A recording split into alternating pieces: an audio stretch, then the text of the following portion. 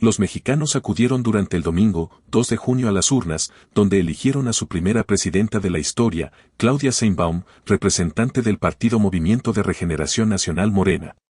Tras haberse llevado la contienda electoral con una amplia mayoría de votos sobre sus contrincantes Xóchitl Gálvez y Jorge Álvarez, según información de medios mexicanos, Sheinbaum ha ocupado varios cargos de relevancia en el ámbito político, ya que fue secretaria de Medio Ambiente del gobierno del Distrito Federal de 2000 a 2006, y en el 2018 se convirtió en la primera mujer electa como jefa de gobierno de la Ciudad de México. En ese contexto, se llevó a cabo una entrevista en Canal Antigua con Jorge Ceballos, internacionalista, donde se abordó el tema. Claudia Sheinbaum hace historia al ser electa como primera presidenta de México. Sin duda,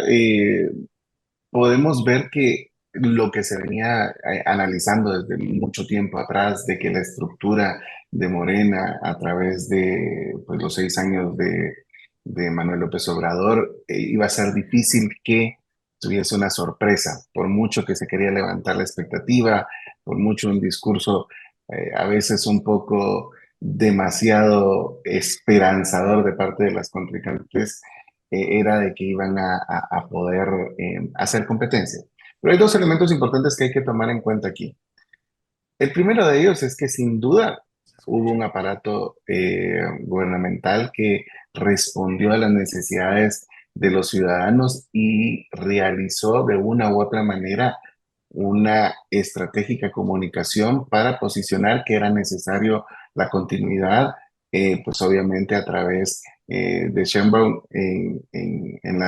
esta transformación que Morena presenta. Pero por el otro lado, también había una desconexión de la oposición, si le queremos llamar oposición, que hacía que el ciudadano no confiara en que tal vez hay errores en la administración, tal vez hay vacíos que el ciudadano vea en la administración de López Obrador, pero no confiaba en que una oposición pudiera generar respuestas a, eh, a lo que el ciudadano necesita. Y en esa línea, pues obviamente vemos que, pues, según algunos medios,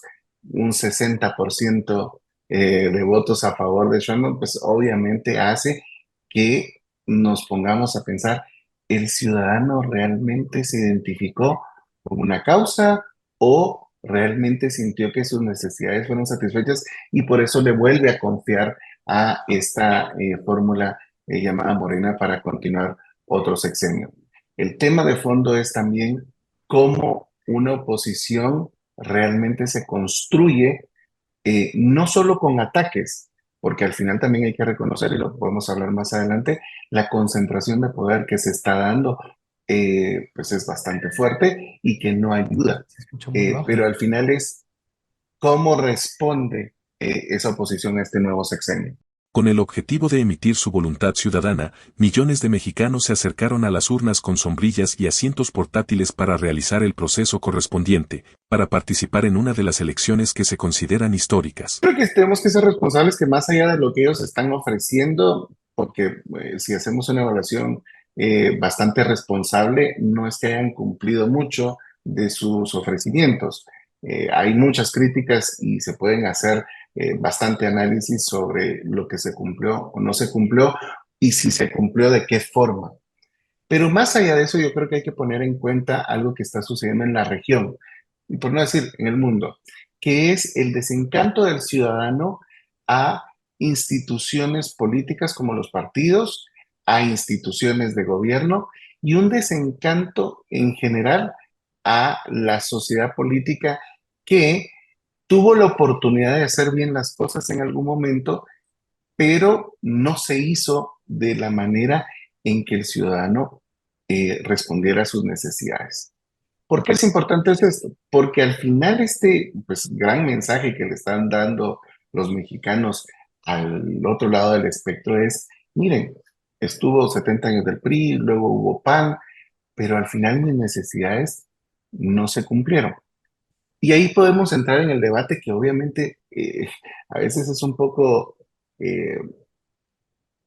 irrisorio, porque nosotros que estamos metidos en los medios de comunicación, en la academia, pues obviamente vemos esas fisuras, vemos situaciones de populismo, vemos esas decisiones muchas veces solo por alcanzar un objetivo electoral y no resolver los problemas de fondo, pero el ciudadano no tiene esa línea de decir, ¿realmente esto me beneficia a corto plazo o tiene más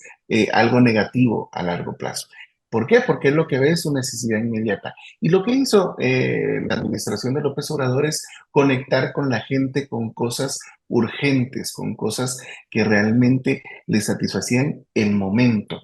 Y cuando satisfaces estas cosas y lo haces de una manera estructurada, muy difícilmente vas a tener una respuesta positiva con alguien que no venga a generar confianza. Y es lo que sucedió ahorita con esta elección. Claudia al final era reconocida por su trabajo en la Ciudad de México y con sus niveles de error igual, en general le respondió a los ciudadanos y no a los ciudadanos que muchas veces salieron a manifestar, pues obviamente por la institucionalidad del INE, por el cuidado de la democracia, sino que al final el ciudadano que vive inseguridades, vive problemas económicos. Mientras no haya en la mesa una evaluación real de los problemas de fondo del ciudadano, muy difícilmente va a haber una oposición que construya un plan que permita que el ciudadano confíe y diga, ok, voy a salir de esto, sea López Obrador o sea Claudia en este momento, porque la otra alternativa me ofrece no perder lo que he alcanzado con ellos, sino mejorar. Esa discusión es la que va a tener que hacer la oposición en este momento. Según información de medios mexicanos, se renovarán más de 20.000 cargos incluyendo la presidencia, 500 diputados, 128 senadores y 9 gobiernos estatales. Durante mucho tiempo hubo administraciones, digámosla, de un corte más democrático, de un corte por un lado de derecha, que quiso hacer,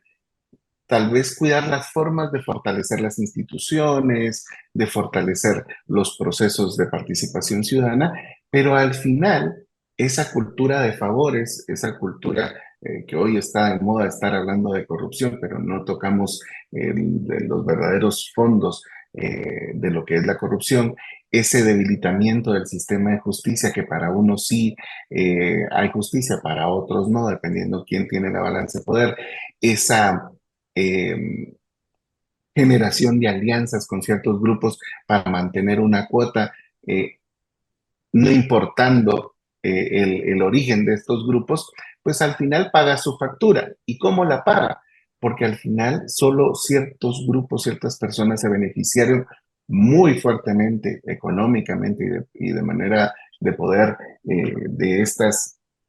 administraciones e hicieron que el ciudadano, cuando escucharan un discurso que lo planteó López Obrador en su momento, lo planteó Nayib Bukele en su momento, de que el problema eran las estructuras del pasado, los grupos del pasado, que ellos no querían avanzar, y cuando entran a la administración, se centran en uno o dos temas y empiezan a trabajar fuerte en ellos,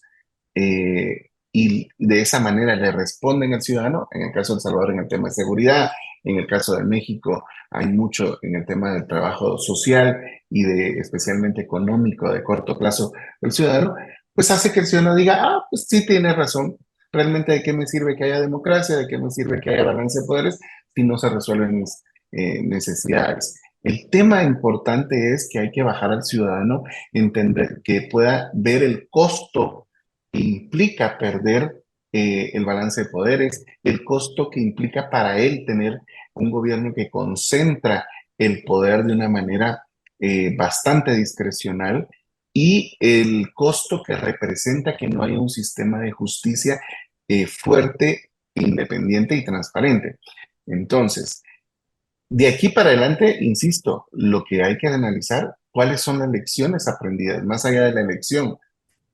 cómo se conecta una alternativa con el ciudadano para que el ciudadano pueda realmente comprender que aunque hay ciertas cosas que se resolvieron, el problema más grande sigue, que es la discrecionalidad del poder, la discrecionalidad de cómo manejar los fondos y sobre todo la poca transparencia que permite que muchos grupos se enriquezcan y otros,